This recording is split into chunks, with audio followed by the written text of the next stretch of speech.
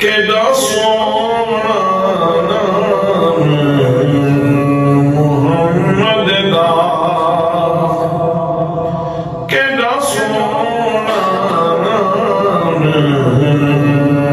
محمد دا، اسلام دی عزیزاں کون کرے، کیڑا سونا نام محمد دا، اسلام دی عزیزاں کون کرے، دو جگ تے سایہ رحمت دا، دو جگ تے سایہ رحمت دا، او دی چھان دی عزیزاں کون کرے، دو جگ تے سایہ رحمت دا،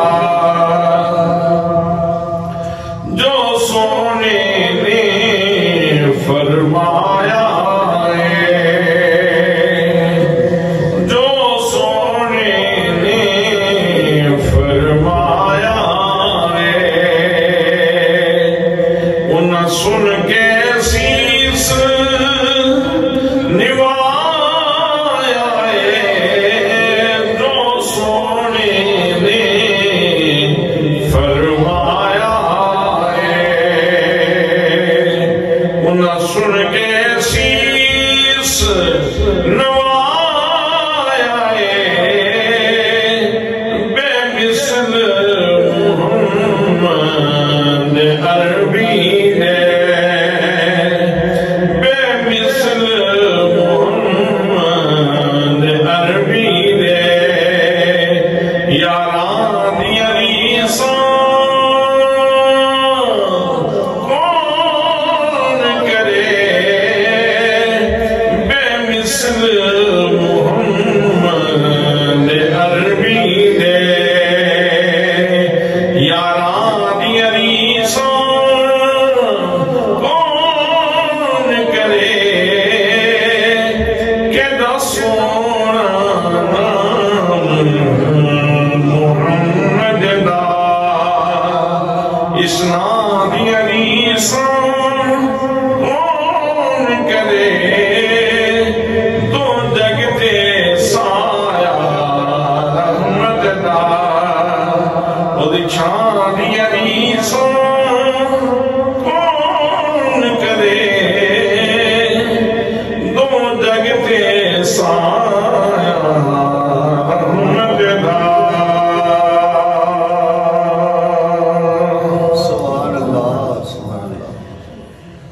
بہت زیادہ عزت و تعظیم و تکریم کے لائق میرے پیارے نبی صلی اللہ علیہ وآلہ وسلم کے پیارے غلاموں، ماہ جمادی الثانی رواں رواں ہے، اور آپ جانتے ہیں کہ اس ماہ مبارک میں کثرت سے خلیفہ بلا فصل، تاجدار صداقت، معلم انسانیت کے پہلے شاگرد جناب سیدنا صدیق اکبر رضی اللہ تعالیٰ عنہ کے تذکار جمیلہ کثرت سے کیے جاتے ہیں، یہ عہد محبت کا شیوہ ہے۔ میں نے گزشتہ خطبہ جمعہ میں بھی آپ کی شان عرض کی تھی، اور آج بھی آپ ہی کی شان کے حوالے سے چند باتیں عرض کر رہا ہوں، اور مقصود یہ ہے کہ یہ تذکرہ نور کر کے ہم اس سے نور کشید کریں، اس سے روشنی کشید کریں، اور پھر اپنے معاملات کو دیکھیں، اپنی زندگی کے شب و روز کو دیکھیں، اور وہ نور لے کر ہم اپنی زندگیوں کو منور کرنے کی کوشش کریں۔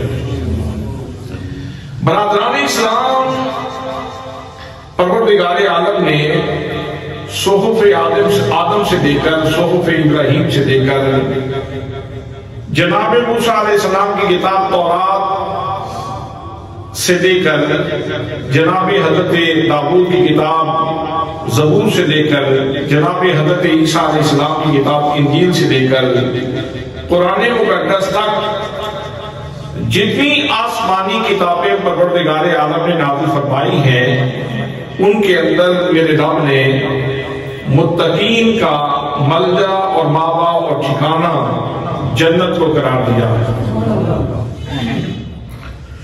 اور جنت یہ اللہ کریم کا خاص انعام ہے جو اپنے نیکوکار بندوں کو عطا فرماتا ہے اور اس کی خاص چیز یہ ہے کہ جنت میں اللہ کریم اپنے بندوں کو اپنے جلووں سے نوازے گا اور دوسری نعمت اس کی کمال کی یہ ہے کہ اس میں حضور نبی کریم صلی اللہ علیہ وآلہ وسلم کی جانت ہوگی دیگر بے شمار نعمتیں ہیں جس کی اللہ کریم نے قرآن مقدس میں بہت ساری کیفیات کو بیان کیا ہے مومن کیسے اپنے تکیہ گاہوں کے اوپر بیٹھے ہوئے ہوں گے کیسے جنتی باہم متقابل ایک دوسرے کے سامنے بیٹھ کے باتیں کریں گے کیسے جنت کی نہریں جاری ہوں گی کیسے جنت میں غلمان ٹہل رہے ہوں گے اور کیسے قرآن بہشتی بندے کا استقبال کریں گی یہ سارے کے سارے مناظر اللہ کریم نے اپنی پاک کتاب میں ذکر کیے ہیں تو ہر بندہ یہ خواہش رکھتا ہے کیونکہ جنت اللہ کے دیدار کا محل ہے مصطفیٰ کریم صلی اللہ تعالیٰ علیہ وسلم کے دیدار کا محل ہے میں بھی چاہتا ہوں مجھے جنت مل جائے اور آپ بھی چاہتے ہیں کہ آپ کو جنت نصیب ہو جائے جنت کی خواہش کرنا جنت کی آرزو کرنا اس لیے کہ پروردگار عالم کی رضا کا محل ہے میرے رب کی خوشنودی کا محل ہے پروردگار عالم اپنے ان بندوں کو یہ انعام عطا فرماتا ہے جن کے اوپر راضی ہو جن کے اوپر اس کی رضا کا نور برستا رہتا ہے تو اس لحاظ سے جنت کی خواہش کرنا یہ بہت اعلیٰ خواہش یہ اعلیٰ خواہش عابد جنت کی خواہش کرتے ہیں زاہد جنت کی خواہش کرتے ہیں عبادت گزار جنت کی خواہش کرتے ہیں راتوں کو جاگنے والے جنت کی خواہش کرتے ہیں قیام و رکوع میں راتیں گزار دینے والے وہ جنت کی خواہش کرتے ہیں میرے دوستو ہر اللہ کا نیک بندہ جنت کی خواہش کرتا ہے کوئی ایسی بھی ہستی ہے کہ جنت جس کی خواہش کرتی ہو سبحان اللہ سبحان اللہ سبحان اللہ سبحان اللہ کوئی ہیرا ایسا بھی میرے مصطفیٰ کریم صلی اللہ تعالیٰ علیہ وسلم نے تراشا ہے کہ جنت جس کی خواہش کرتی ہو میرے آقا کریم صلی اللہ تعالیٰ علیہ وسلم نے ارشاد فرمایا میرے آقا فرماتے ہیں کل میدان محشر میں جب جنت کا فیصلہ ہوگا تو مختلف لوگوں کو جنت کے مختلف دروازوں سے پکارا جائے گا جہاد کرنے والوں کو مجاہدوں کو بابر جہاد سے بلایا جائے گا آ جاؤ یہاں سے آ کے جنت میں داخل ہو جاؤ سبحان اللہ سبحان اللہ اللہ کی رضا کے لیے روزہ رکھنے والوں کے لیے باب الریان سے صدا آئے گی کہ اللہ والو روزہ رکھنے والوں آؤ باب ریان سے داخل ہو جاؤ جنت میں سبحان اللہ سبحان اللہ حضرات محترم میرے آقا کریم صلی اللہ تعالیٰ علیہ وسلم نے ارشاد فرمایا اور لوگوں کل جب جنتی جنت میں جائیں گے مختلف لوگوں کو مختلف دروازوں سے آواز دی جائے گی اور اللہ کے بندوں جنت میں داخل ہو جاؤ لیکن یہ جو میرا صدیق ہے یہ جو میرا ابو بکر ہے جنت کی آنکھوں کے آٹھ دروازے مشتاق ہوں گے جنت کا ہر دروازہ اس کی تحریر مشتاق ہوگی ہر دروازے سے آواز دی جائے گی صدیق تم اس دروازے سے آ جاؤ صدیق تم اس دروازے سے آ جاؤ صدیق تم اس دروازے سے آ جاؤ جنت کے ہر دروازے کی چوکھٹ مشتاق ہوگی کہ صدیق یہاں سے گزرے اور ہم صدیق کے قدم چوم لیں یہ ہے معلم انسانیت کا پہلا شاگرد یہ ہے وہ ہیرا جس کو میرے مصطفیٰ کریم صلی اللہ علیہ وسلم کے فیضان صحبت تیار کیا ہے، اور اس ہستی کا سب سے بڑا شیوا یہ ہے، ان کی جو اللہ کریم نے علامت بیان کی ہے وہ بڑی واضح ہے۔ میرا رب ارشاد فرماتا ہے، فرمایا محمد رسول اللہ، فرمایا محمد مصطفیٰ صلی اللہ تعالیٰ علیہ وسلم اللہ کے رسول ہیں، والذین معہ، اور وہ جو نبی مکرم صلی اللہ تعالیٰ علیہ وسلم کے ساتھ ساتھ ہیں، اشداء علی الکفار، وہ کافروں کے اوپر سخت ہیں، رحماء بینہم، وہ آپس میں ایک دوسرے کے ساتھ نرم ہیں، تراہم رکعا سجدا، فرمایا دیکھنے والے تو ان ہستیوں کو یا رکوع میں دیکھے گا یا سجدے میں دیکھے گا۔ سبحان اللہ، سبحان اللہ۔ ٹوٹے پھوٹے رکوع تو ہم بھی کرتے ہیں، سجدے تو ہم بھی کرتے ہیں، یہ کیسی ہستیاں ہیں جن کی ان کیفیات کو اللہ کریم بیان فرما رہا ہے۔ یہ کیسے خلوص پیکر لوگ ہیں کہ جن کے خلوص کی داستانیں پروردگار عالم قرآن مقدس میں بیان فرما رہا ہے۔ یہ میرے نبی کے ساتھ ساتھ رہنے والے، یہ کافروں کے اوپر بڑے سخت ہیں، یہ آپس میں بڑے نرم ہیں، یہ ہمیشہ اللہ کی جناب میں جھکے جھکے رہتے ہیں، پیچھے پیچھے رہتے ہیں، یا تو ان کو رکوع میں دیکھے گا یا ان کو سجدے میں دیکھے گا۔ ان کی شان یہ ہے کہ یہ اللہ کے دربار میں جھکے رہتے ہیں۔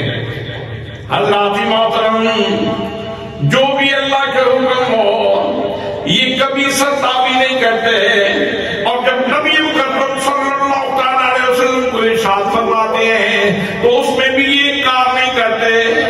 حضرات محترم، میرے رب نے ارشاد فرمایا، یہ جو چار خصوصیات بیان کی، اس کی تشریح جب حضرت شیخ عبد القادر جیلانی رحمۃ اللہ تعالیٰ نے فرمائی، آپ فرماتے ہیں لوگوں سن لو، والذین معہ، یہ عام طور پر عمومیت میں تو تمام صحابہ کرام کی شان ہے کہ ہر صحابی نبی کریم صلی اللہ تعالیٰ علیہ وسلم کی صحبت سے مالا مال ہے، میرے آقا کے فیضان صحبت سے نوازا ہوا ہے، لیکن یہ خاص طور پہ شان جناب سیدنا صدیق اکبر رضی اللہ تعالیٰ عنہ کی ہے۔ اشداء علی الکفار، کافروں کے اوپر سخت ہیں، یہ بالعموم تو تمام صحابہ کی شان ہے، لیکن خاص طور پر جناب فاروق اعظم کی شان ہے۔ رحماء بینہم، بالعموم تو یہ تمام صحابہ کی شان ہے، لیکن خاص طور پہ جناب عثمان غنی رضی اللہ تعالیٰ عنہ کی شان ہے۔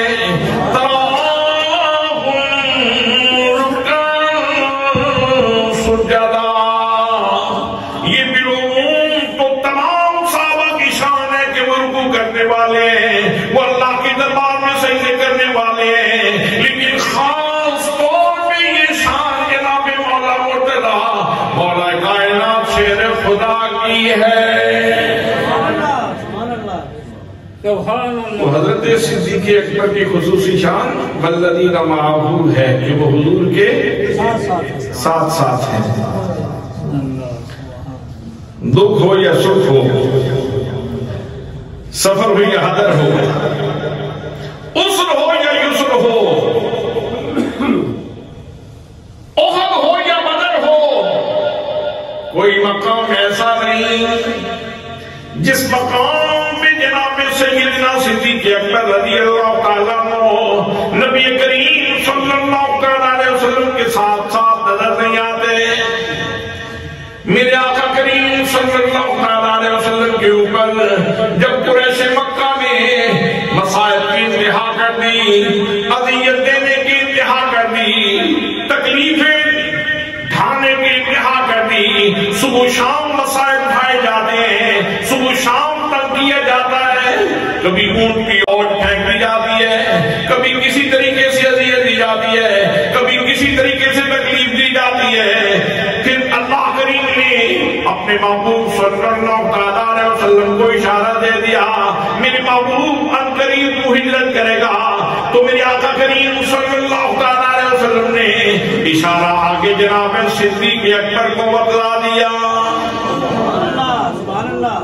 پھر اللہ کی طرف سے اذن ہجرت آ گیا، اذن ہجرت آ گیا تو میرے آقا کریم صلی اللہ علیہ وسلم اللہ کے اذن کے بغیر ہجرت بھی نہیں کرتے اور اللہ کے اذن کے بغیر جہاد بھی نہیں کرتے، بلکہ وما ينطق عن الهوى ان هو الا وحی یوحی، میرے نبی تو بولتے ہی اللہ کی مرضی سے۔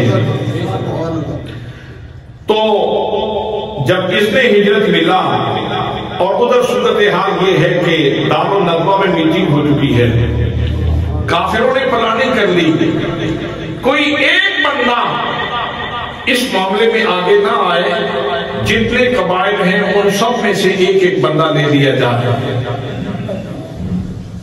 ان کی زندگی کا خاتمہ کر دیا جائے اور بعد میں مل کے دیت دے دیں گے تو معاملہ سال ہو جائے گا، بعد میں دیت دے دیں گے۔ اور یہ بنو عبد المطلب ان سے ایسا تو ہو نہیں سکتا کہ پورے مکہ سے جنگ تو نہیں کر سکتے، تو دیت لینے پہ مجبور ہو جائیں گے، تو اس لیے سب قبائل کے لوگوں میں سے ایک ایک بندہ لیا جائے۔ حضرات ادھر اعلان ہو رہا ہے کہ جو بندہ ان کو قتل کرے گا یا پکڑ کے لائے گا تو اس کو 100 سرخ اونٹ بطور انعام میں دیں گے۔ 100 سرخ اونٹ اس دور کا آج کے دور کی پجاروں سے کم نہیں، آج کے دور کی پجاروں سے کم نہیں۔ انسان اس کی طبیعت میں ہرس تو ہمیشہ سے رکھی گئی ہے، تو جب لوگوں نے سنا یہ انعام تو بہت سارے لوگوں کے منہ میں پانی آ گیا۔ حضرات محترم ادھر نبی مکرم صلی اللہ علیہ وسلم کو جب اذن ہجرت ملتا ہے، آپ نے جناب میں سیدنا حضرت علی المرتضی شیر خدا رضی اللہ تعالیٰ عنہ کو بلایا، فرمایا میرے علی تم یہاں میرے بستر پہ لیٹ جاؤ، یہ لوگوں کی امانتیں ہیں، یہ امانتیں اپنے پاس رکھو اور ایک ایک کر کے لوگوں کی امانتیں دے دینا، اور جب امانتیں سپرد ہو جائیں تو تم بھی آ جانا۔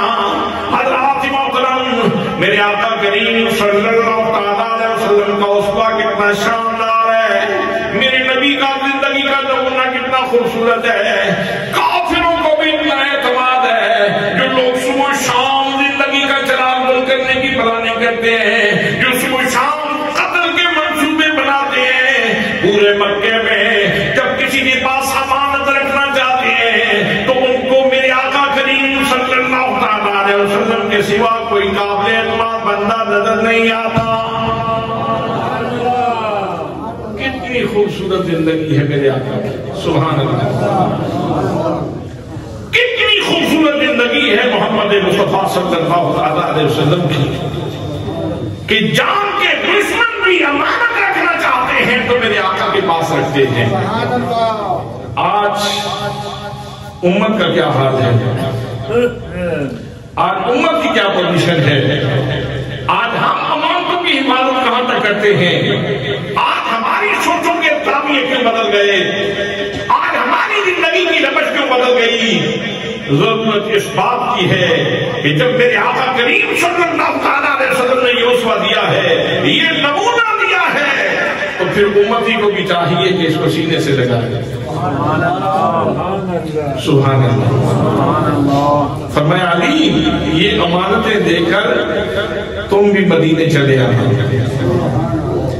حضرت علی المرتضی رضی اللہ تعالیٰ عنہ کی جان سپاری کے صدقے جائیے، اصحاب کے صدقے جائیے، جذبہ قربانی کے صدقے جائیے، جناب شیر خدا رضی اللہ تعالیٰ عنہ انہوں نے ایک لمحے کے لیے بھی توقف نہیں کیا، آگے سے کوئی ایسا جملہ نہیں بولا کہ کہا ہو جب دشمن آپ کی زندگی کا چراغ گل کرنا چاہتے ہیں تو مجھے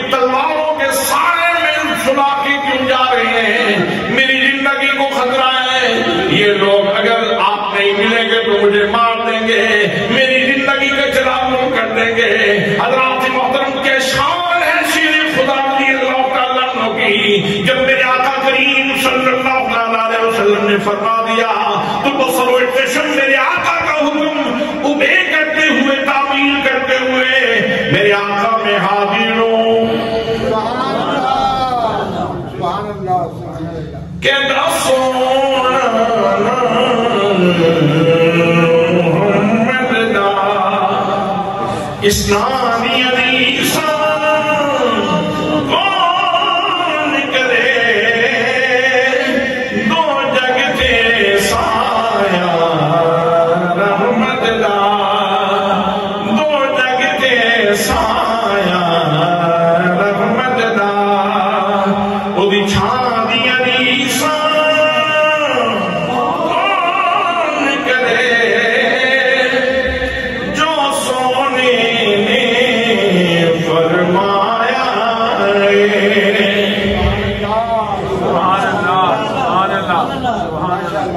جو سونے نے فرمایا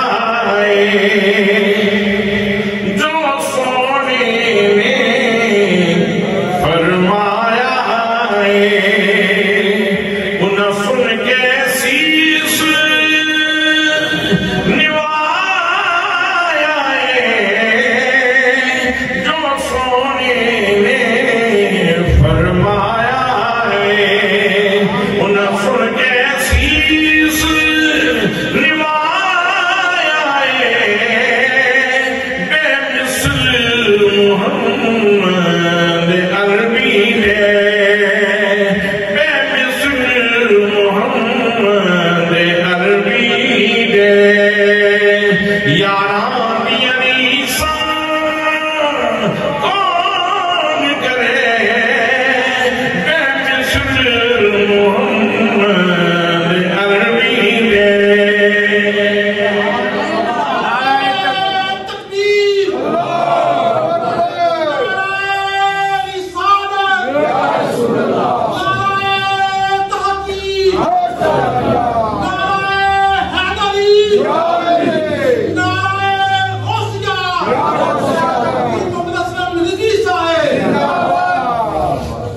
انسان کا ذہن یہ تو سوچوں کا محل ہے اور یہ ایسی مشین ہے کہ جو ہم وقت چلتی رہتی ہے سونے میں آف ہو تو آف ہو وغیرہ آپ ہاتھوں پہ پابندی لگا سکتے ہیں کہ ہاتھ ہلے یا نہ ہلے ٹھیک ہے اتنی دیر یہاں پڑے ہوئے پاؤں کے اوپر آپ پابندی لگا سکتے ہیں لیکن سوچوں کے اوپر پابندی نہیں لگائی جا سکتی یہ کارخانہ تو ہم وقت چلتا رہتا ہے تو حضرات جب چمکتی ہوئی تلواریں اور ذہن میں بڑی ہوئی تلواریں لے کے لوگ کاشانہ نبوت کا محاصرہ کیے ہوئے تھے اس وقت حضرت علی سے فرمایا جا رہا ہے کہ آپ میرے بستر پہ سو جاؤ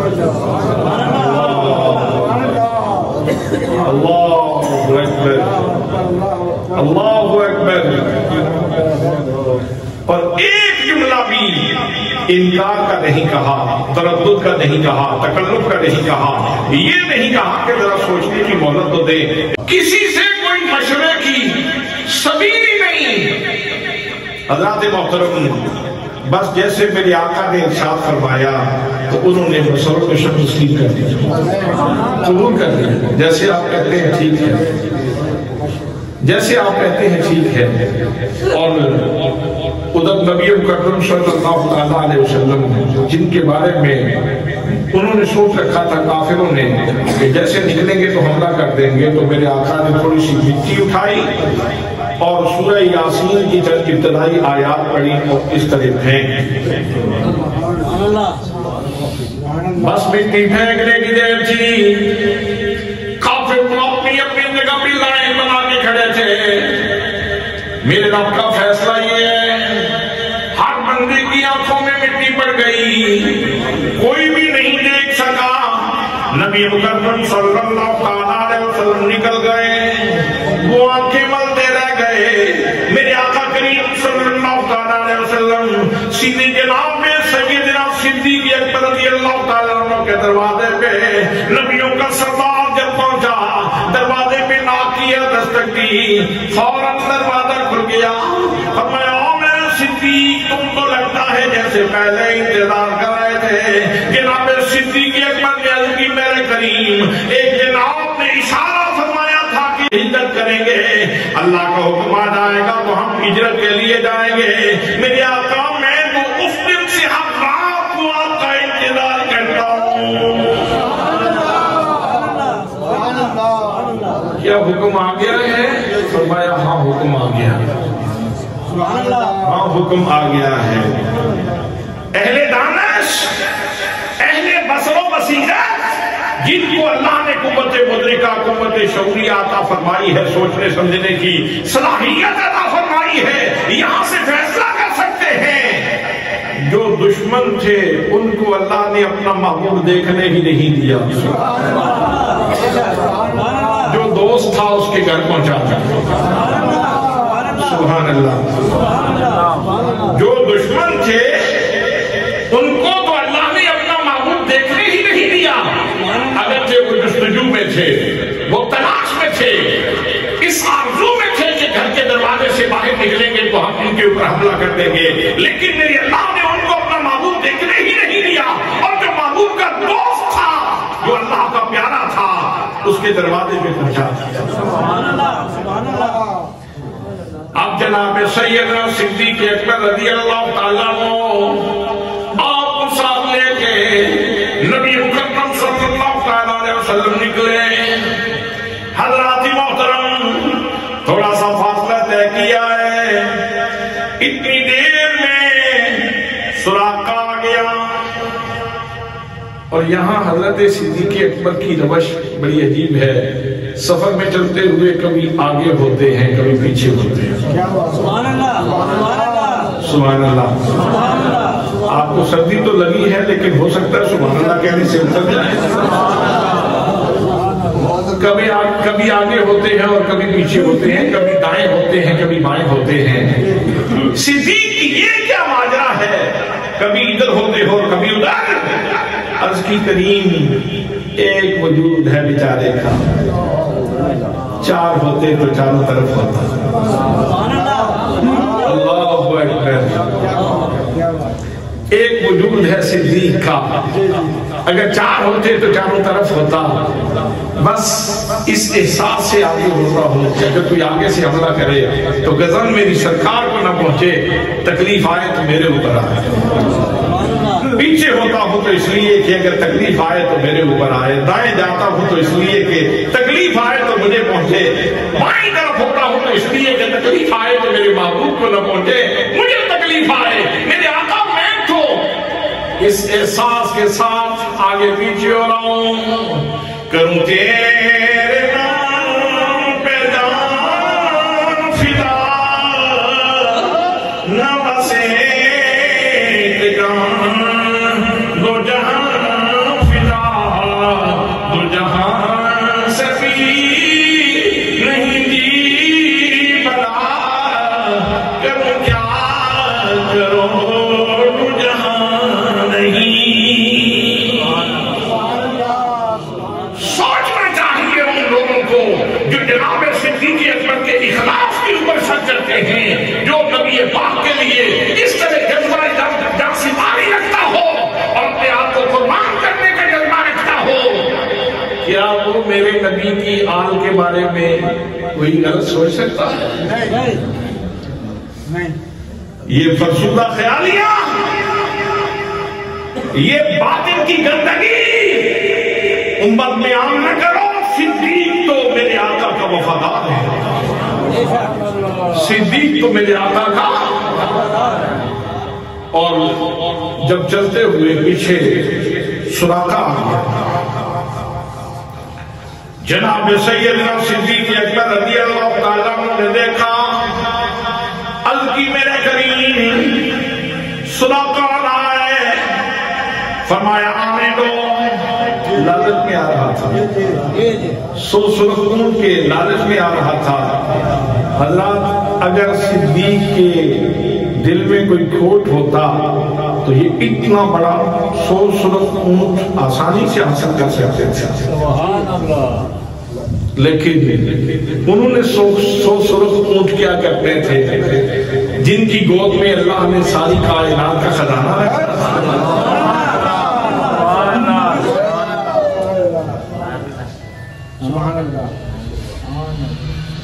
سراقہ آ رہا ہے، فرمایا آنے دے. سراقہ قریب آیا، میرے آقا کریم صلی اللہ علیہ وسلم نے فرمایا یا عبد خذیہ، اس زمین سے پکڑ لے. جیسے ہی میرے آقا کی زبان سے یہ جملہ نکلا، سراقہ کی گھوڑے کے پاؤں زمین میں دھنس گئے. جب گھوڑے کے پاؤں دھنس گئے تو ہاتھ جوڑ کے کہنے لگا ایک دفعہ مہربانی کر کے مجھے چھڑا دیں، میں آپ کے پیچھے نہیں آؤں گا. میرے آقا کریم صلی اللہ علیہ وسلم نے فرمایا یا عبد اطلقی ہے، زمین سے چھوڑ دے.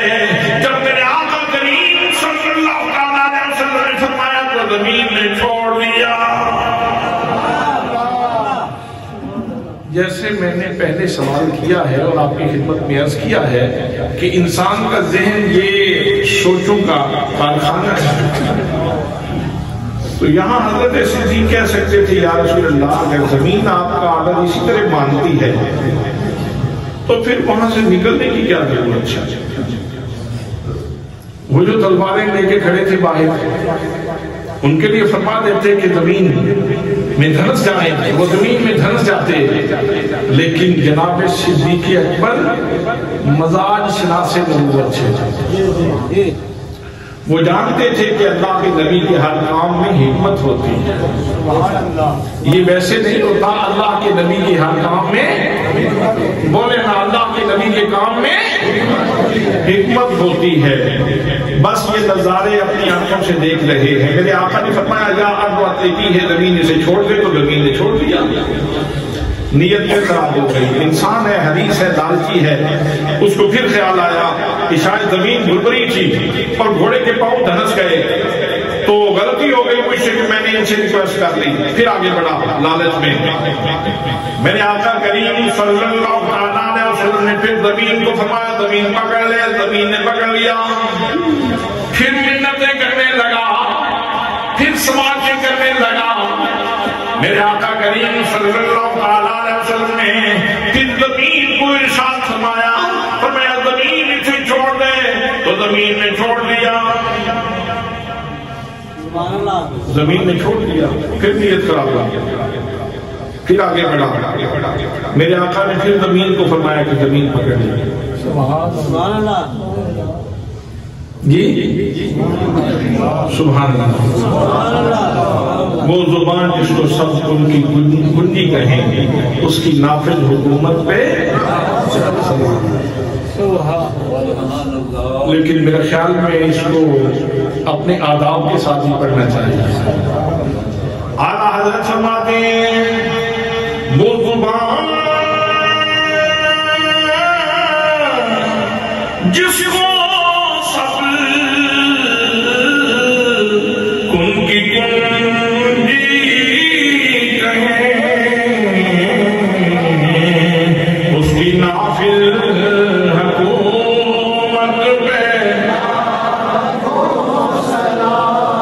اس کی نافذ حکومت پہ مصطفیٰ جانی رحمت پہ سلام شمع بدر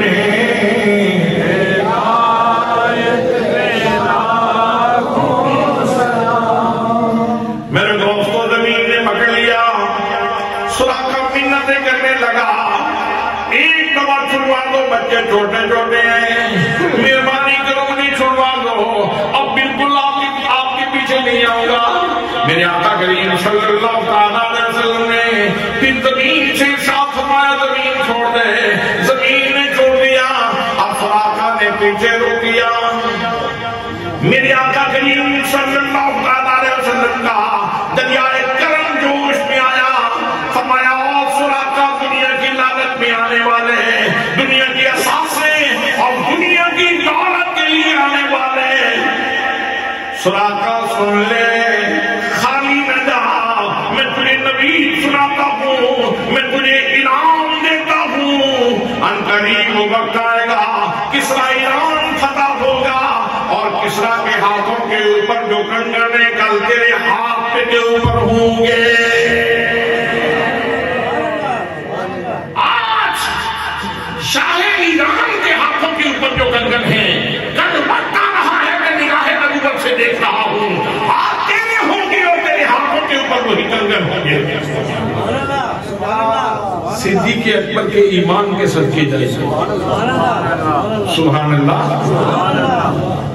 بھئی صورتحال یہ ہے کہ ہجرت کے اوپر مجبور ہیں اور کافروں نے شہ سے نکال دیا ہے، اور انعام اتنا بڑا اعلان کیا جا رہا ہے کہ شاہ ایران کسرا، اس کے ہاتھوں کے اوپر جو کنگن ہے کل تیرے ہاتھوں کے اوپر ہوں گے۔ میرے آقا نے فرمایا، سنا کر کیجئے، سوال تو کر سکتے تھے آقا یہ کیا ارشاد فرمایا، وہ تو سپر پاور ہے جس کے بارے میں فرما رہے ہیں۔ کسرا ایران وہ تو سپر پاور ہے، اور آپ تو مکہ چھوڑ کے جا رہے ہیں، آپ تو ہجرت کر رہے ہیں، یہ کیا باتیں ہو رہی ہیں؟ اور آپ نے یہ فرما دیا کہ ہاتھ تیرے ہوں گے اور کسرا کے کنگن تیرے ہاتھوں کے اوپر ہوں گے، تو ہو سکتا ہے فتح ہونے سے پہلے ہی کسرا کبھی فتح ہوگا، کب ہوگا، اس سے پہلے یہ مر جائے۔ سوال یہ بھی ہو سکتا ہے، کنگن ہے، سونے کی شیپ تو بدلتی رہتی ہے، سونار کے پاس جائے تو پتہ نہیں کتنی صورتیں بدلتا ہے، آج کنگن ہے تو کل کسی کی کان کی بالی بنے گا اور پرسوں کسی کے ماتھے کا ٹکا بن جائے گا، تو سونا تو بدلتا رہتا ہے، تو پتہ نہیں اس کی عمر وفا کرے نہ کرے، پتہ نہیں سونا ڈھل جائے، سونے کی یہ پوزیشن ہی نہ رہے، وہ کنگن کنگن نہ رہے۔ حضرات محترم جناب سیدنا صدیق اکبر رضی اللہ تعالیٰ عنہ، بس میرے آقا کریم صلی اللہ تعالیٰ علیہ وسلم کی شانیں دیکھ رہے ہیں، اور لبوں کے اوپر چپ ہے، کوئی سوال نہیں، کوئی اعتراض نہیں، کوئی تبصرہ نہیں، بس نبی مکرم صلی اللہ تعالیٰ علیہ وسلم کے اوپر جو اللہ کریم کی عنایات ہیں ان کو دیکھ دیکھ کے صدیق اکبر خوش ہو رہے ہیں۔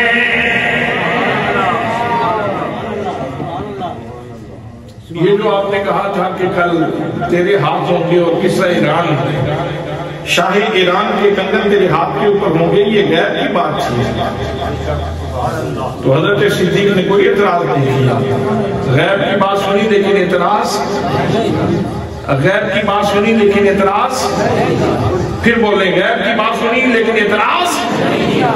اس کا مطلب یہ ہوا کہ صحابہ کی سنت یہ ہے کہ مصطفیٰ کے علم غیب کی بات سن کے خوش ہوا جائے، اعتراض نہ کیا جائے، اعتراض نہ کیا جائے، یہ صحابہ کی سنت ہے۔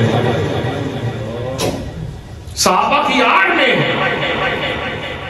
صحابہ کے نام پہ جماعتیں بنا کے نبی کریم صلی اللہ علیہ وسلم کے علوم غیبیہ کے اوپر انکار کرنا اور اعتراض کرنا، یہ کہاں کی دانش مندی ہے؟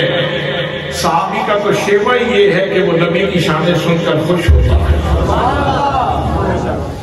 حضرات محترم، وہاں سے نبی مقدم صلی اللہ علیہ وسلم آگے چلے، اب یاد کرو اس لمحے کو، اس وقت کو یاد کرو جہاں سے غار ثور کا سفر شروع ہوتا ہے،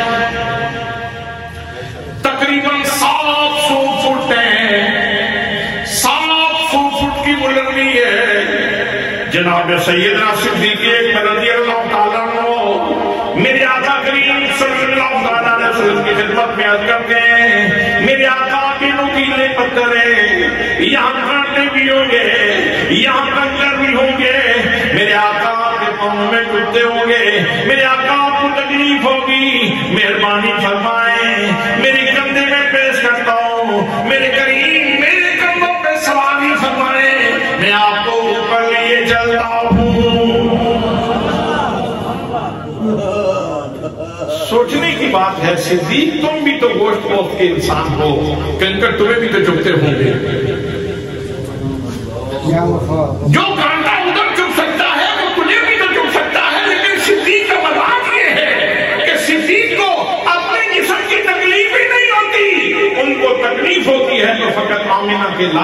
تکلیف ہوتی ہے۔ نعرے تکبیر، نعرے رسالت، نعرے تحقیق، نعرے حیدری، علماء اہل سنت۔ اسی لیے تو اقبال کہتے ہیں پروانے کو چراغ اور بلبل کو پھول بس، پروانے کو چراغ اور بلبل کو پھول بس، صدیق کے لیے خدا کا رسول بس، صدیق کے لیے خدا کا رسول بس۔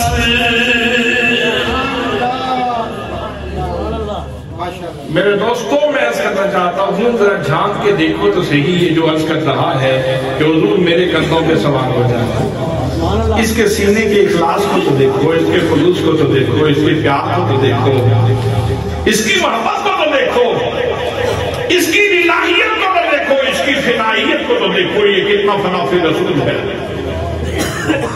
میرے آقا کریم صلی اللہ تعالیٰ علیہ وسلم نے صدیق اکبر رضی اللہ تعالیٰ عنہ آپ کی درخواست کو باریابی بخشی، جناب صدیق کے کندھوں کے اوپر سوار ہو گئے۔ حضرات محترم میرے آقا کریم کو معلوم تھا کہ اب صدیق کی اتنی خلوص بریاپن کو ٹھکرایا نہیں جا سکتا۔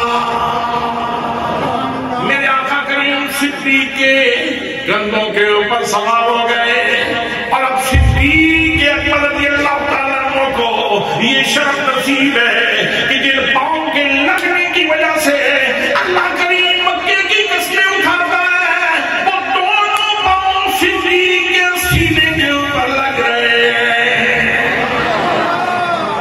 سبحان اللہ، سبحان اللہ، سبحان اللہ، یہ یہاں لہر پڑی ہوگی جس کے اوپر کبھی قرآن پاک رکھتے ہیں، کبھی آپ نے چومی ہو، کبھی چومی ہے نہیں نہ چومو، کوئی مجبور کرتا ہے، محبت تو مجبور کرتی ہے، اس کے اوپر قرآن رہا ہے میں چوم لوں، میں نے تو چومی ہے، میں تو آج بھی چومتا ہوں، اس لیے چومتا ہوں کہ اس کے اوپر قرآن رکھا گیا، اس کے اوپر بولا نا، اس کے اوپر جس کے اوپر قرآن رکھا جائے اس لہر کو میں چومتا ہوں، اصحاب عشق چومتے ہیں، اصحاب محبت چومتے ہیں، جو قرآن کے دائیں بائیں گتا لگا ہوا اس کو چومتے ہو، بولو نا، چومتے ہیں کہ نہیں چومتے؟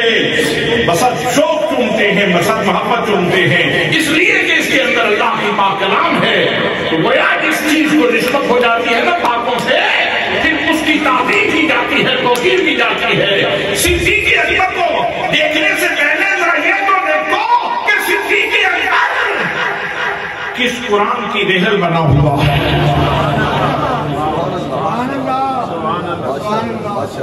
صدیق نفرت کرنے کی چیز نہیں، صدیق چومنے کی چیز، قدم چومو صدیق، سبحان اللہ، ذرا ٹھہر کے کہا کریں کہیں چھت نہ گر جائے، سبحان اللہ کہو، محبت سے کہو، پیار سے کہو، سبحان اللہ۔ کتنے شوق سے اپنے محبوب کو لے کے جاتے ہیں، او پہ جاندہ ہی آپ نے لے کے،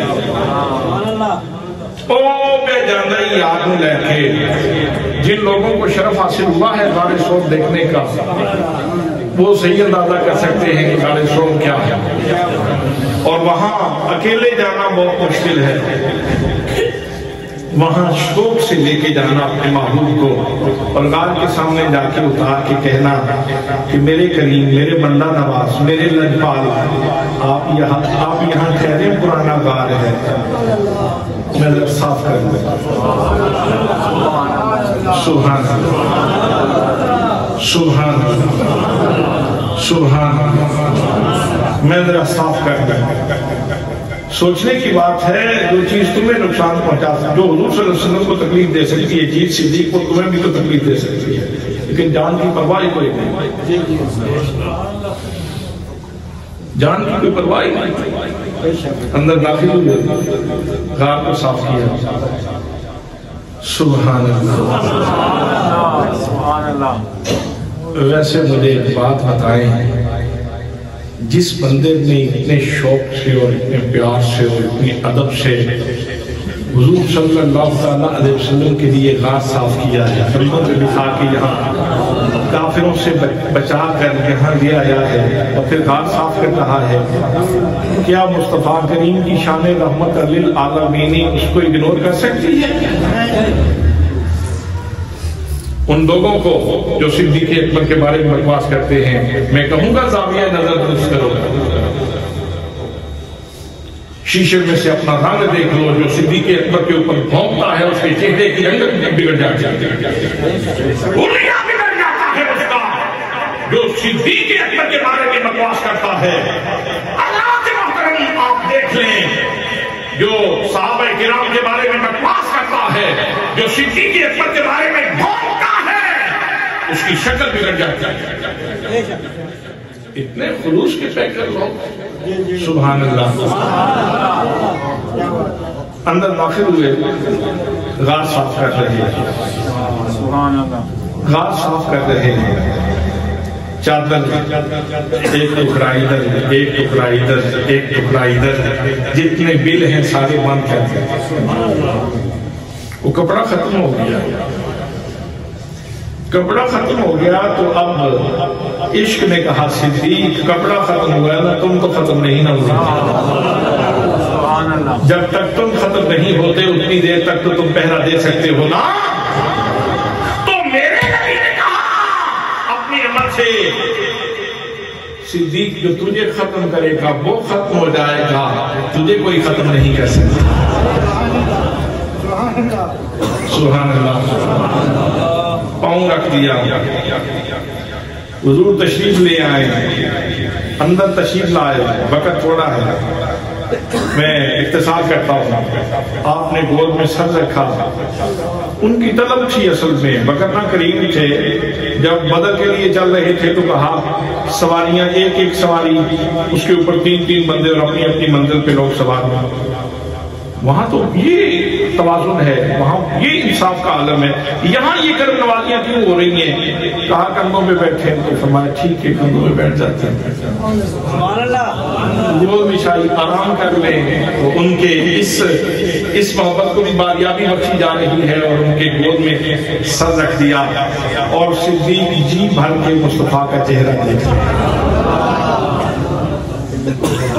صدیق دیکھ رہے ہیں اور زبان ہاتھ سے کہہ رہے ہیں تجھے لاکھ بار دیکھا، تجھے لاکھ بار دیکھا، نہیں روح سے ہوتی، ہاں تجھے لاکھ بار دیکھا، میرے قریب تجھے لاکھ بار دیکھا، میرے آقا تجھے لاکھ بار دیکھا، نہیں روح سے ہوتی تیرے حسن سرمدی کا، تیرے حسن سرمدی کا ہے عظیم نظارہ، تیرے حسن سرمدی کا.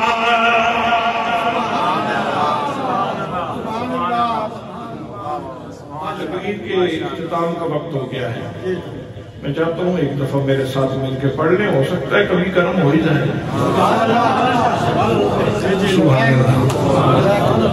تو چلو زیارت ہوگی نہیں ہوگی، کم از کم صدیق کے ہم آواز تو ہو جاؤ گے جو بہت پیار سے دیکھ رہے تھے.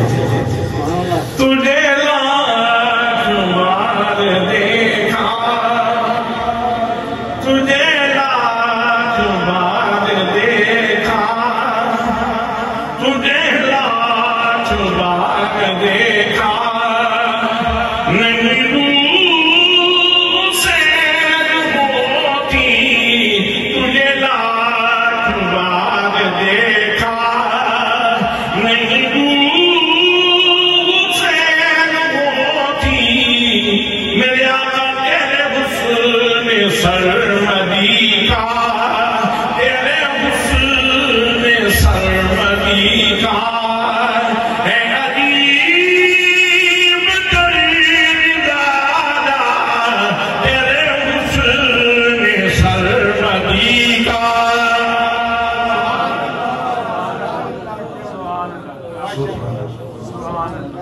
سبحان اللہ.